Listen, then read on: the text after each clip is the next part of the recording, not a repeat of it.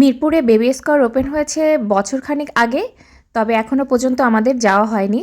তো আজকে হলো ইপসিতার ফ্রেন্ড অফার করলো যে আন্টি আজকে বেবি স্কয়ার যাবো, তো ইপসিকেও ভাবলাম যে ঠিক আছে নিয়ে আসি। যাওয়া হয়নি যখন, ইপসি এসে তো ভীষণ খুশি। আর ইনডোর প্লেগ্রাউন্ডে আসলে কোনো বাচ্চা খুশি হয় না এমন কোনো বাচ্চাই নেই, সবাই খুব খুশি হয়ে যায়। তবে এখানে কিন্তু স্পেসটা বেশ বড়, ওরা খুব আনন্দ করছিল। আমরা আসার সাথে সাথে ওদের থিম সংটা শুরু হয়ে গেছিলো, ইপসি কিছুক্ষণ প্লে করল, গানের সাথে নাচলো। এখানে ১ ঘন্টা পর পর এরকম থিম সং হয়ে থাকে, যার সাথে বেবিরা স্টেজে উঠে অনেক নাচানাচি করে। আর এই জিনিসটা কিন্তু আমার কাছে দারুণ লেগেছে। একদম ছোট বাচ্চা নিয়ে যখন আসবেন, এই বাচ্চাদেরকে এটার উপর বসিয়ে দিলে অনায়াসে ওরা অনেকটা সময় এখানে খেলা করবে, মানে দুলতে থাকবে আর কি। ওটার উপর বসলে মনে হবে পানির উপর বসে আছি। ইপসি তো একটার পর একটা জিনিস নিয়ে খেলছে। তবে এখানে কিন্তু প্রতিটা স্টাফই খুবই ভালো। দেখলাম যে বাচ্চাদের প্রতি খুব কেয়ারিং, ওরা দেখছে বাচ্চারা পড়ে যাচ্ছে কিনা, ঠিকঠাক প্রপার উঠতে পারছে কিনা, খুব খেয়াল করে। আর অনেক বেশিও স্টাফ আছে মনে হচ্ছে, যেটা অন্য ইনডোর প্লেগ্রাউন্ডে দেখিনি। এখানে বাচ্চাদের প্রতি খুব ওরা যত্নশীল, এটা আমার কাছে খুব ভালো লেগেছে। আর এই জিনিসটাকে কিন্তু ইপসি প্রায় সময় মোবাইলে দেখে, তো ও এটা পেয়ে তো খুবই এক্সাইটেড, মানে এটা দিয়ে কী করবে। এটার ভিতরে একটা মানুষ ঢুকে যাবে আর পিছনে ওই স্টিকগুলা দিয়ে ওর বডি শেপটা তৈরি হয়ে যাবে। এটাই দেখতে যাচ্ছি ইপসি বডি শেপটা কেমন হলো। এই যে এটা হলো আমার ইপসিমণি। এরপর এই যে একটা রোলার আছে, এইটার ভিতরে ১ জন বা ২ জন বেবি মানে শুয়ে পড়লো বা বসে থাকলো, এটাকে রোল করতে হবে। কেউ একজন রোল করে দিলে এটা ঘুরবে ঘুরবে, আর ওরাও মানে এটার সাথে সাথে ঘুরতে থাকবে। এটা অনেক মজার। এখানে এরকম স্টোন স্যান্ড তো আছেই, এটা সব ইনডোর প্লেগ্রাউন্ডেই থাকে। এইবার আসি এটার টিকিট প্রাইস কেমন ছিল। এখানে সাধারণত বাচ্চাদের এন্ট্রি ফি হলো ৪০০ টাকা, আর গার্ডিয়ানের হলো ১৫০ টাকা পার পারসন। তো মোট হলো ৫৫০ টাকায় আপনি একটা বেবি নিয়ে এখানে টাইম স্পেন্ড করতে পারবেন। তবে এখানে একবার ঘুরে যাওয়ার পরে কিন্তু ওরা প্রতিবারই একটা করে কার্ড দিয়ে দেয়, যে কার্ডে মানে অফার থাকে ২৫০ টাকায় আপনারা বেবি সহ এখানে ঘুরে যেতে পারেন। আমরা সেরকম একটা কার্ড নিয়ে এসেছিলাম, ওর ফ্রেন্ডের আম্মুর কাছেই থাকে, ওর ফ্রেন্ড প্রায় আসে। তো সেই কার্ড দিয়ে আমরা ২৫০ টাকায় এন্ট্রি ফি দুজনের বামে হয়ে গেল। দুজনের টোটাল এন্ট্রি ফি ছিল ২৫০। তো এখানে আপনি যতক্ষণ ইচ্ছা ততক্ষণ খেলতে পারেন। আমরা এসেছিলাম ৭:৩০টার দিকে, ভালোই মোটামুটি বাচ্চারা ছিল। এই সন্ধ্যার দিকে একটু ভিড়ই থাকে, দুপুরের দিকে একটু ফাঁকা থাকে, আর ছুটির দিনে তো অনেক ভিড় থাকবেই।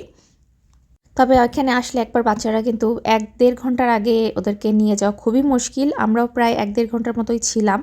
এই যে ইপসি একটার পর একটা জিনিস নিয়ে খেলছে, এই জিনিসটা আমার খুব ইন্টারেস্টিং লাগলো। এইখানে কিন্তু অনেকটা নিচ থেকে বাতাস বের হচ্ছে। এই বাতাসের ফোর্সের জন্য ওই বলগুলো আর কি নিচের দিকে নামতে পারছে না, বলগুলো সবসময় শূন্যে ভেসে থাকছে, অনেক বাতাসের ফোর্স। সেম এখানেও এই মেশিনটাতেও নিচ থেকে ননস্টপ বাতাস বের হচ্ছে, যার জন্য এই যে ফাঁকা দিয়ে ওরা হাত দিয়ে এক একটা করে এখানে কয়েকটা চেম্বার আছে, এখান থেকে ওরা বল ঢুকিয়ে দিচ্ছে, বলগুলো বাতাসের সাহায্যে উপরের দিকে উঠে বের হয়ে যাচ্ছে।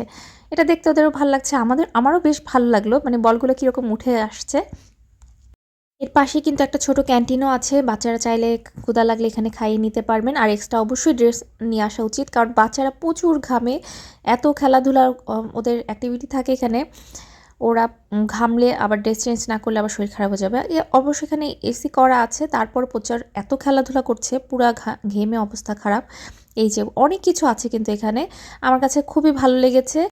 আমি আবারও আসবো মেয়েকে নিয়ে এখানে, কারণ এখানে স্পেসটা বেশি, তো বাচ্চারা খেলাধুলা করেও একটু স্বাচ্ছন্দ্য বোধ করে। আর বাসার একদমই কাছে, আসতে তো কোনো সময় লাগে না। এখানে কিন্তু একটা পার্লার রুমও আছে, এখানে পার্লার রুমে আসলো ইপসি, এসে সাজুগুজু করার জন্য বসে পড়লো, ওর সিটটা নিয়ে নিয়েছে। আমি একটু ভিতরে যেয়ে দেখি মেয়ে কী দিয়ে সাজুগুজু করছে। কি সুন্দর মিরর দেওয়া, তার সামনে এরকম একটা ছোট করে সোফা দেওয়া আছে। মেয়ে তো সাজুগুজু ছেড়ে বাড়িঘর পেয়ে বাড়িঘর নিয়ে খেলা শুরু করে দিল। তো এখানে আবার হেয়ার ড্রায়ার, ওদের চিরুনি, অনেক কিছু আছে, তো এইগুলো দিয়ে একটু কিছুক্ষণ সাজুগুজু করলো। এখানে আর বেশিক্ষণ তার মন ভালো লাগছে না। ফায়ার স্টেশন আছে, গ্রোসারি শপ আছে, মানে বাচ্চাদেরকে আর কি শেখানোর জন্য কোথায় কি করতে হয়। আর এখানে কিন্তু একটা সুন্দর পোকাও আছে, এই পোকাটা খুব ভালো লেগেছে। এটার ভিতরে একদিক দিয়ে ঢুকে একদিক দিয়ে বের হয়, এবং এখানে বাচ্চাদের পিকচার খুবই সুন্দর আসে।